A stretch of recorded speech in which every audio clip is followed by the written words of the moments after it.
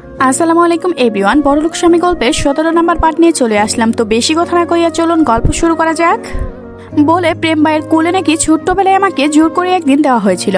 প্রেম ভাই চেঁচামেচি কান্না বক বক সহ্য করতে পারে না। তো সেই দিন নাকি বাড়িতে অনুষ্ঠান ছিল, সবাই জোর করে প্রেম ভাইয়ের কোলে আমাকে দিল। আমিও যদি ড্রাইভার পড়া ছিলাম, কিন্তু হাগো করার সময় নাকি অনেক কান্না করতাম। আরে কষা ছিল নাকি? আরে সরি তারপর বলো। তারপর আমি কান্না করি, আর প্রেম ভাই সেই কান্নার শব্দ সহ্য করতে না পেরে দিল আমায় বিছানায় ফেলে। মাথা নাকি ব্যথা পেয়েছিলাম অনেক। মা এখনো বলে সেই আঘাতের পর থেকে নাকি আমার মাথার ব্রেন আমার পিছনে চলে গিয়েছে, তাই আমি পড়ালেখা করি না। কিন্তু মাকে কে বুঝাবে? প্রেম ভাই সেদিন আমায় ফেলে ইঙ্গিত বুঝাতে চেয়েছে, আমি তোমার দিলাম প্রেমের ফেলে। তুমি সাঁতার কেটে তীরে আসো, আমি তোমার জন্য তীরে প্রেম নামক আঙ্কেল বাস দিয়ে অপেক্ষা করছি। তিশা বুঝলো না এই প্রেমের প্রশংসা করলো নাকি নিজেরই অপমান। প্রেম পুনরায় বলে উঠল, তুমি আমাকে সহ্য করবে? কিসের সাহায্য? প্রেম ভাইকে পটাতে? আচ্ছা করলাম। তবে মনে মনে তিশা বলল, নামই তো প্রেমা, সে নাকি প্রেমের সঙ্গে প্রেম করবে। নামেই তো এই দুটাকে লাগে আপন ভাই বোন। চা। হঠাৎ দরজায় কড়া নড়তেই প্রেমা বলল, ভিতরে আসো। মেহরাব দরজার সামনে এসে বলল, এমন ভাবে মনের ভিতরে আসতে দিলে তো হতো। প্রেমা তাকে ডেকে চকলেট গেল, মুখ বাঁকিয়ে বলল, এখানে কি তোমার? নিজের ঘরে যাও। আমার আব্বু আম্মু যেখানে আমি সেখানে। এই লোক আমার তোমার কোনো বাবুর আম্মু? প্রেম ভাইকে দিয়ে তোমাকে কেলানি খাওয়াবো? তুমি তো বেডি নিজেই হাতের কেলানি খাও। তিশা পড়ে যায় বিপদকে। সে প্রেমাকে বলল, তোমরা থাকো, আমি রুমে যাই। বলে সে রুম থেকে বেরিয়ে যায়। মেহরাব অসহায়ের মতো প্রেমাকে বলল, অনুরোধ করি বাবুর আম্মু, তুমি আমাকে বিয়ে করে আমাদের বাবুকে জলদি দুনিয়ায় দেখাও। এই প্রেমা চলো না। এই রাতের আধারে বদনা হাতে নিয়ে, না মানে হারকেন হাতে নিয়ে জাদুর আজারের উপর পড়ি না, আকাশে ভ্রমণ করব। প্রেমা মুখ বাঁকিয়ে গান ধরল, চেহারার নাই ডক, নাম রাখছে আব্দুল হক। আমার নিয়ে ঘুরতে যাবে তার কত শখ। তিশা নিজের রুমে যাওয়ার পথে হেতিজার সঙ্গে দেখা হয়। হেতিজা কথাবার্তা বলে রুমে যায়। কারোর বাপকে রুমে ডেকে বলে, এই তিশা, মেয়েটার পরিবারকে সম্পর্কে খোঁজ নেও তো, ভালোই লাগে একে আমার। কালুর বাপের মাথায় কাজ করছে না, কারণ সেদিন একই দায়িত্ব তাকে সিদ্দিক নেওয়াজও নিযুক্ত করেছেন। এই মেয়েকে নিয়ে এই এক বাড়ির দু মানুষ পড়েছে। না না, এভাবে চুপ করে বসে থাকলে চলবে না। আজকে রাত থেকে এই মেয়ের ওপর নজর রাখতে হবে। একে একটা মক্ষব কর দিয়ে না হয় একজনের গলায় ঝুলিয়ে দেওয়া যাবে, বাকিটা আল্লাহর ভরসা। রাতে ঘুম না আসার ফলে তিশা বাগানে হাঁটাহাঁটি করে এলো। প্রত্যুষ তখন সবেমাত্র বাড়ির মধ্যে ঢুকছে। তিশা বাড়ির মধ্যে ঢুকতেই যাবে, তখনই প্রত্যুষার সঙ্গে দেখা। দুজন মুখোমুখি হতে প্রত্যুষ বলল, মাইরে ইগনোর করছো কেন? দেখো, আমি 4 দিন সবাই লক্ষ্য করেছি। তিশা প্রত্যুষকে এড়িয়ে যেতে গিয়েও পারল না। প্রত্যুষ 4 চোখে চোখ রেখে বলল, একটু বাগানে বসি চলো। তিশা না বলতে গিয়েও পারল না। অযথা একটা মানুষকে কষ্ট দিয়ে লাভ কি? ক্লান্ত শরীর নিয়ে দোলনায় গিয়ে পাশাপাশি বসলো প্রত্যুষ আর তিশা। প্রত্যুষের গায়ে ব্লেজারটা খুলে নিল।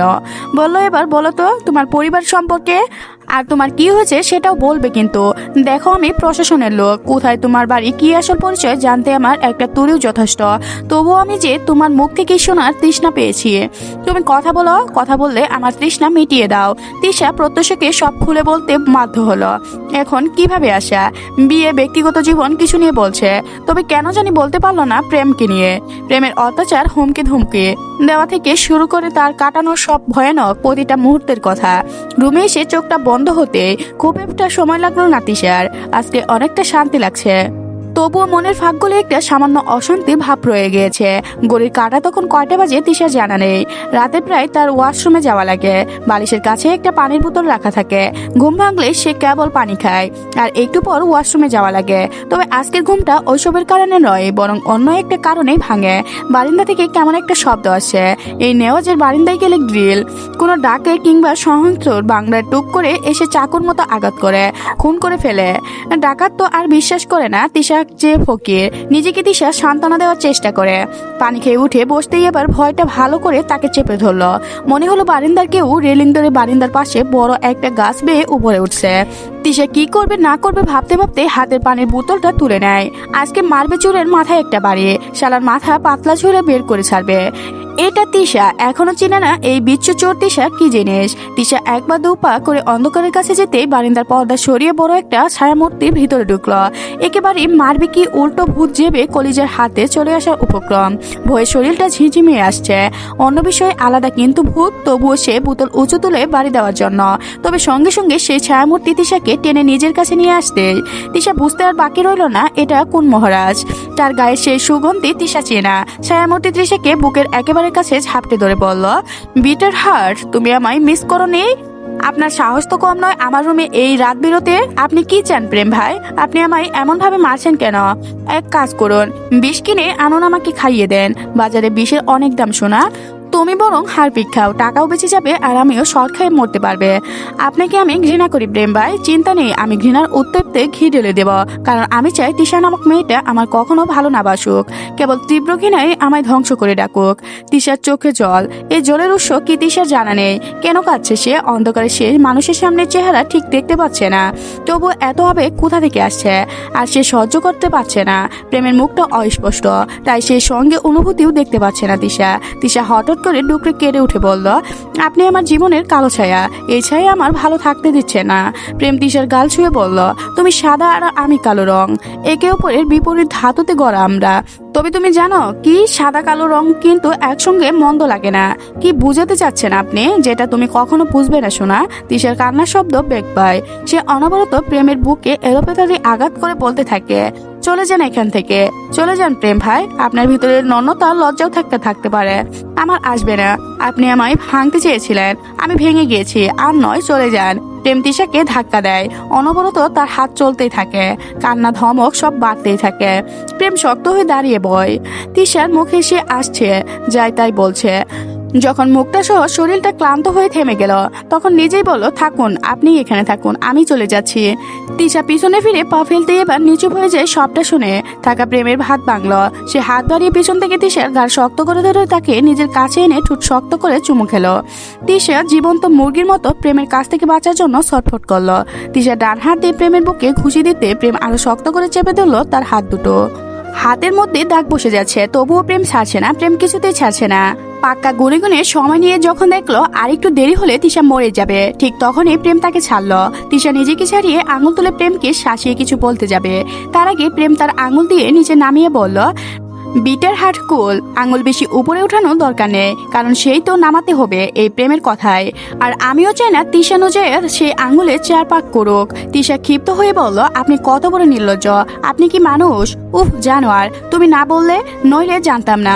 তিশা তেতিয়ে ওঠে, আরো কিছু বলতে যাবে তার আগে প্রেম মুখটা চেপে ধরে বলল, শালি, তোর ভাত আর লাগে না যে এই রাত বেরোতে তুই আমার রুমের মধ্যে মোষের মতো চেঁচাবি, আর আর মহল্লা মানুষ সকলেই এই খুশির সংবাদ তোর কাছ থেকে চাইবে। প্রেম মুখটা ছেড়ে বারিন্দার দিকে যায়। নিচেই মই আছে, সে নিজের ঘরে চলে যাবে। তবে যাওয়ার আগে সে অন্ধকারে মুচকি হেসে বলল, তোর ঠোঁটের লিসমেল দেখে আমার খুব অদৃষ্ট হলো, নষ্ট হলো। তোর তো বিটার হার্ট, আমার ধন্যবাদ হিসেবে আরেকটু চুমু উপর দেওয়া উচিত ছিল। আমার কিপটে তুই মেয়ে। যাই হোক, এখন ঠুটলিস মারলাম, তারপরে মনে রাখিস, আর শেষ না হয় দেহের সিলটা কিন্তু তোকে টেক্স টাইম হতে পারে। কি বি কেয়ারফুল। ওই ঠুটের প্রেম নেওয়া স্পর্শ করেছে। বারিন্দার বাচ্চা ভুলেও যদি সেখানে অন্য কারো ছোঁয়া পায়, তাহলে বিশ্বাস কর, তোর ঠুট দুটো কেটে আমি বায়োলজি ডিপার্টমেন্টের ল্যাবে বন্ধ করে কবরে রাখবো। থেমে আবার বলল, ভালোভাবে তোকে আমি বাসি না, প্রেম আমার জীবনে নেই, আসবও না, আর তোকে দেখলে আমার কোনো ফিলিংসও আসে না। আমি জাস্ট পরীক্ষা করে দেখলাম তোর ঠোঁটের ফ্লেভার কেমন। তোর স্বামীর কপালে মহা দুঃখ আছে, বিরহার মাখ করে মাইন্ডে, তোকে জাস্ট অসহ্য করে লাগে আমার। প্রেম ভুলেও পড়বি না, পড়লে এবার চুল কেটে পোড়াবো। তিশা হাত দিয়ে ইচ্ছে মতো নিজের হাতে ঘষতে থাকে। প্রেম বলল, আমি ওপরে আসলে কিন্তু পথ খুঁজে পাবি না পালানোর। তুমি অত্যন্ত চাও না 10 মাসে 10 দিনের একটা দীর্ঘ সফরে প্রেম তোমায় লাথি মেরে ফেলুক। তড়িগড়ি করে তিশা মই ছেড়ে ভিতরে ঢুকে বারিন্দার গ্লাস লাগালো। তারপর ওয়াশরুমে গিয়ে ঘেঁষে মেঝের নিচে ঠুট ধুতে লাগলো। শেষমেশ ওই টান্ডব প্রেম নেওয়ার পবিত্র ঠোঁট অপবিত্র করে দিল। তিশার ভীষণ কান্না পাচ্ছে। হাতটার দিকে তাকালো, লাল হয়ে গিয়েছে। এত শক্ত করে ধরে মানুষটা একটু দয়াময়া বলেও কিছু থাকে, এই লোকের নেই কেন? এত পাষাণ কেন হয় নাকি? ওই ময়টার সঙ্গে প্রেম ভাইকে ফেলে জীবনের কষ্ট একটু হলেও কমাতো। তিশা মেজাজটা বিগড়ে গেল। তার চেয়েও বেশি লজ্জা পাচ্ছে। জীবনে এখন পর্যন্ত কেউ যেখানে তাকে চুমু দিল না, সেখানে এই লোকটা কেন দিবে? আর কেন কোনো অধিকারে? ভার্সিটির চত্বরে প্রেম অঙ্কুশের সবাই মিলে তখন আড্ডার মশল। সকাল থেকেই তিশার নজরে এলো না। আসলে তিশা নিজে প্রেমের মুখোমুখি হওয়ার সাহস খুঁজে পায়নি। পাবে কেমন করে? ঠোঁটে বিরাট এক সিল মেরে দিয়েছে ওই লোক। কেমন যেন দাগ বসে গিয়েছে। এবার নিয়ে কি তার সামনে যাওয়া যায়? ভরসা তো নেই। যদি আবার অঘটন ঘটিয়ে ফেলে, তবে তিশা ভালো করেই জানে হাড়ে বজ্জাত হার্টবিট। কলারটা নিচে করে তাকে খুঁজে বের করবে। খুঁজে বের করার আগে কিছু একটা করতে হবে তিশাকে। তিশার মাথার বিচরণ একটু বুদ্ধি এলো। ভাবতে না ভাবতেই সে ব্যাগ থেকে কাগজ কলম বের করে তাতে বড় বড় করে লেখলো।